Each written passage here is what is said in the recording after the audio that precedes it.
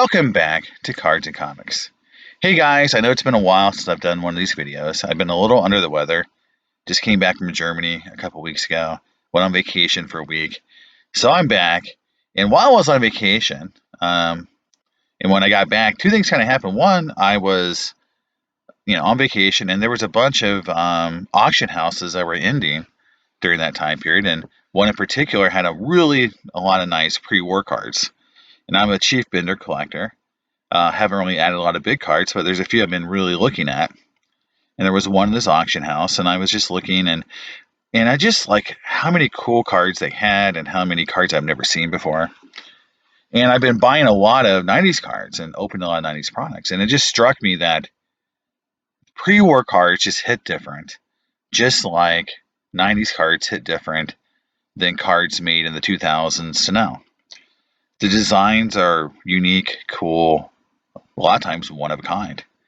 And we haven't seen a lot of those designs again. Yeah, there's been reprints of certain things, but they're not like the real thing. When you have an actual pre-war card in your hand, you can touch it, look at it, the printing technology, the paper, they're just different.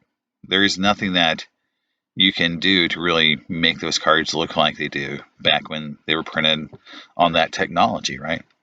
Same way for the 90's cards. Like, there is 90's cards that can't be made today. Like, Dufex cards are just gone. The technology just doesn't exist anymore. No one has the technology just laying around, and no one really wants to do it because it's expensive. They'll just do something else, like foil or stamping or foil board or something easier, right? That's easier to do. And honestly, modern collectors aren't that picky. They care about, for a lot of years, and maybe it's changing a little bit with the case hits and modern cards, about autographs and game use. And that's really in the 2000s really took over the hobby. And design suffered, competition, a lot of companies went bankrupt. And the competition wasn't there, so why be innovative when you can just do game use and autos in different formats ad nauseum? And then the rookie card auto caught wind, and then that was the thing. So, the hobby really changed. And a lot of people like myself go back to the 90's as a way to kind of relive that creativity and that commercial, let's say, anxiety that companies felt that they had to be creative. And then in pre-war cards, you have so many little sets, and new cards are being discovered all the time. It feels like that there is something, even though the cards are so, 100 years plus old, there seems to be even something coming out refreshing, like the Swamp Vine, or these mint E98 cards are coming out, right? There's things that are still found today that keep it kind of fresh. Now, going into, why, I started collecting pre-war cards. I'll have to go back to kind of a similar topic is comic books. So when I got back into comic books, I was just collecting, Spider-Man and some Batman books. And I was very against Golden Age because I didn't understand it. It was scary. There was just this alien feel to the books. Like, it just didn't feel like something I knew about. And I was at a Albany comic book show, and a dealer had some amazing, I'd say like Bronze Age books. Hulk 181, Giant Size X-Men 1, X-Men 94. These books are kind of like the staples of modern, comic book collecting. And I was going to buy those books. And then he kind of said something to me like, have you thought about Golden Age? I've got, for what you're going to spend on some of these books, I could give you some really nice Golden Age books. I'm like, I don't know nothing about them. And so we sat down, and he explained, artist, Schomburg, Cole, Baker, who some of the great artists were, time periods, content, horror versus, pre or World War II. And it started to make sense. And then when I started really looking at the books, and the first book I really got a hold of was Captain America 27 that he had.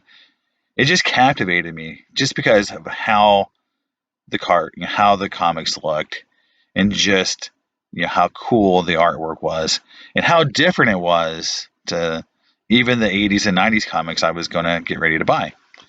And again, it felt like buying pre-war cards, buying a T206, Ty Cobb card versus buying a 89 Upper Deck, King Griffey Jr. Those two cards are as far apart in terms of design and execution as it could be, but they're still within the same type of collecting. And that's how I felt with comic books. So, as I've been opening and buying 90s cards and thinking about why, I'm doing all these 90 cards openings, and it's because of that diversity and also how you collect 90s cards versus modern cards. And, you know, in modern cards, again, it's a lot about rookies, rookie autos, patches, things like that. And I still collect sets for the 90s. Like, I'll put together a 90s set. I'll buy the commons from a cool insert set if I really like the design. I don't just buy the Griffey and that's it, and you'll see that with cards like Established or The Man. Like, I want all those cards because they're so cool looking, right? I think a lot of collectors are starting to do that. You're seeing the common cards selling for a lot higher. You look at what's going on with the rubies and essential credentials. Like, even the common cards are selling for pretty good money. So that means that, there's set collectors. And that is how a lot of the pre-war cards are bought. And a lot of the pre-war cards, a lot of sets are small. Some sets have 20 cards, 10 cards. So you can actually put together some of these pre-war sets without having to really, buy, the monster, the T206 set or whatever. But there's a lot of ways that, pre-war is similar to the 90s. Like, for example, if you look at here, a 90s card. So here's a list of Griffey cards and their design. So, like, just use this as a reference. Is you can see how, refractors and different designs, of the cards, evolved and changed, and just the breadth and difference in how these cards looked, and how the technology is different and how the cards just have a different look and feel. A lot of creativity. And if you look at, you said it had had parallels and refractors in different colors. Well, in the E98 pre-war set, you've got variations in color. So you can collect different colors, different backgrounds. There's blue, there's orange, there's red. I believe there's a gold or a yellow background. So that's cool. So you can collect color variations. One of the things that people do is they call type collecting. And here's one version of that is you can collect all the different types of backs in the T206 set. And here is all the different backs. And, from, some of the rarer ones like Uzit, Drum, Linux, Hindu Red. Okay. And you don't have to have these in high grade. If you look down here, a lot of these cards are in authentic or 1.5s or 2s. This sold for $20,000 back in 2019. What would it be worth today? I think it would be worth quite a bit more. So that's the thing is, like, you can collect, you can player collect, you can type collect, you can collect different variations of a player, you can collect different colors, different backs. So it's like there's parallels you can find in these T206, or sorry, these pre-war cards. So again, I think that was what makes it really cool. And here's another thing. I showed you those Griffey cards and the different design, but look at Cy Young. You got his rookie card here. Then you start pouring down, you can see, how he's got these different designs, different, pictures, different colors. The E91 card is one of my favorite cards. That card right here, it's just a cool card. But you can see the different designs, the different photos. Now, the other thing that I think is really interesting is that, the creativity of the pre-war cards gave way to basically a monopoly of tops and, kind of very much a boring time period from, 1954 until basically 19, so when you had Flair in 81 and Donruss. So, what was that? 27 years there of collecting where you had basically one set and one manufacturer doing one kind of card And if you think about it, you can tell why a lot of people who collected cards in that time period would have looked to pre-war cards to find something cool and unique and mysterious to collect. Because even in the 90s cards, there's 90s cards that I see all the time that I'm like, I've never seen that card before. I've never heard of that card before. That's pretty cool. And that happens a lot, again, with pre-war cards. And I do think that's why you do feel like, people that were, heavily collecting in the 80s, pre-war was kind of like that mysterious cool stuff you would buy. And now for people who collect, let's say in the, and now in the 2024 time period, the 90s are 30 years ago, right? Like 30 years ago, they were making these cards. What I love about pre-war cards, besides the colorful, whimsical, unique designs that are out there, and how you can, collect in many different ways, is that they're less. It's less about the grade for a lot of these cards, right? You don't need to have a PSA 10 to make a card worth a lot of money. In a lot of cases, there's cards are so rare, having a card in an authentic holder or a 1 or 2 holder means the card is in good shape, high end in some cases, right?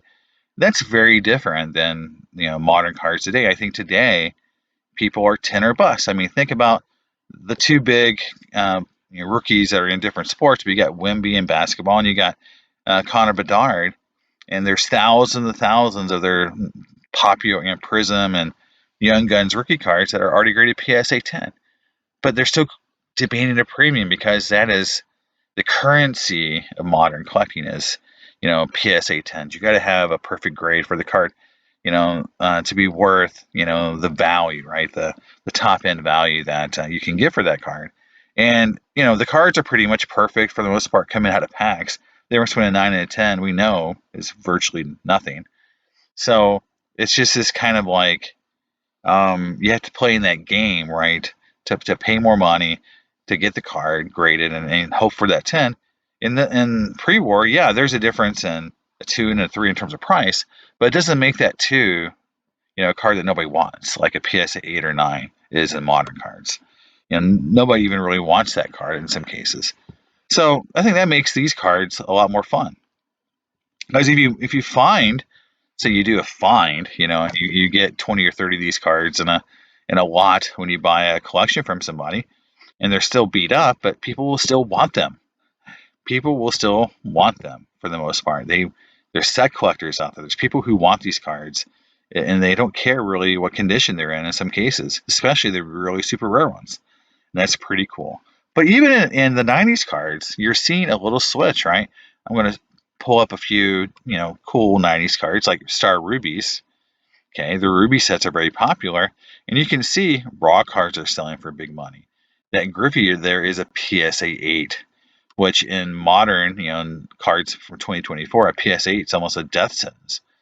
But even further down, you see cards like here's this Sean Kemp Authentic, bringing $5,000, right? We talked about authentic and pre-war is a pretty common grade. There's a Sean Kemp Authentic. There's a PSA 7. Further down, you're going to see 6s. You're going to see 8 5s and 7s. A Ray Lewis Star Ruby 7 brought $3,500. Okay. A 6, Sammy Sosa brought $3,000. Okay. A 6, Stockton brought $3,000. Okay. You're seeing like these aren't Michael Jordan. These aren't. Sosa's not even a Hall of Famer.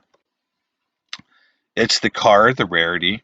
The condition doesn't matter as much. And that was very similar to how a lot of pre-war cards are. You can buy or you can find a lot of pre-war cards that are players you may have never heard of. They may not be Hall of Famers, but for whatever reason, they're short printed and they're worth a ton of money no matter what the grade is. And the T206 said it could be just because they have a rare back. And now that card's worth a ton of money, and no matter what grade it is, right? And I think that's unique. And then it's just not the Ruby set, right? I can go to PMGs, and you'll see a lot of PMGs graded, a 5, an 8, a 7, a 6, a 6, a raw. a 7, a raw, like 6.5, all bringing like around $8,000 or more. Okay, you're seeing people paying big money for these 90s cards. In some cases, that's not a 90s card, but you get my idea here that it doesn't matter as much what the grade is. Here's a 4. David Robinson just brought almost $7,000. Okay, for a 4. That's more similar to pre-war cards than anything else that's probably out there, right? So, in the end, all I'm trying to say here is this: is that it's not as weird as I think people would make it out to be. If you were collecting pre-war cards and 90s cards, and I'm not saying this just because it's something I do. It's just I see a lot of people doing this, and I think it does have a lot of crossover appeal. Again, with the set designs, the rarity, how you don't need to have PSA 10s to make this work, right? You get 80s cards. I would say 80s cards are very much 10 or bust, right? If you have 83 Topps cards, 84 Donruss cards, you got to get a 10 in those cards to make them worth anything. 90s cards like these, you don't have to worry about as much about the grade as much. As long as the card is rare and desirable, you can get a lot of money for these cards. So I don't think, that. Now, sorry. Now, I also think that there is that whole, generational gap on who the players are, right? And I recognize that. I recognize that if you grew up watching Ken Griffey Jr. play, you have no, desire to collect, Babe Dolan or Chief Bender or Chief Myers or Cy Young. You may have heard of the names, maybe you don't care about them, and so that's what a lot of people were saying is like, hey, yeah, they're cool cards, they look nice, they're really unique. They have a lot of cool similarities to 90s cards, but I don't know the players, so I'm not going to collect them. And that's fine. But I do find that as people get into the hobby and they get tired of modern cards, and maybe they want to collect vintage. But I will say that on the vintage side, 50s, 60s, and 70s cards are, for the most part, pretty easy to find. And, and what I'm going to say is that they're not as much of a challenge, right? If the thing with the 90s cards that people like, I think also, is that they're a little more challenging to find. They're a lot more, in the case of the really good ones, a lot more short printed. And so, finding a 55 Topps, Jackie Robinson isn't hard. Maybe finding the perfect condition one, if you're a 9 or 10 collector, maybe that's a little harder. But, other conditions are pretty easy to find. And so, I think if you're into the challenge side of it, that would appeal to you as well as a pre-war card collector. And I think a lot of 90s card collectors like that challenge. They like finding these hard to find cards. So when they go out looking for cards and looking for, flea markets and places like that, it would appeal to them as well in those kind of venues. So, in the end, I do think that there's a lot more in common with pre-war 90s cards than people, I think a lot of people think. But I think also as people evolve their collecting and kind of say, hey, what's something else I can look at to collect? If you're a pre-war card collector, maybe look at the 90s. If you're a 90s card collector, maybe look at pre-war as something that could appeal to you and give you a new avenue for collecting, because sometimes you get in a rut, look for something else to kind of get the juices flowing and kind of get you excited. And I think that would be a way for each of those kind of collecting bases to kind of look over and see what someone else is doing, and maybe it'll start something and maybe either reignite a passion for you or maybe cause you to spend a lot of money. Either way, it'll be a lot of fun. And I think collecting is supposed to be fun. And I have a lot of fun collecting both pre-war and 90s cards. So that's it, guys. That's my video here about the similarities between the 90s and pre-war cards. Let me know what you think in the comments. Do you collect both? Would you never collect both? Let me know what you think, and I'll see you next time in Cards and Comics. Bye.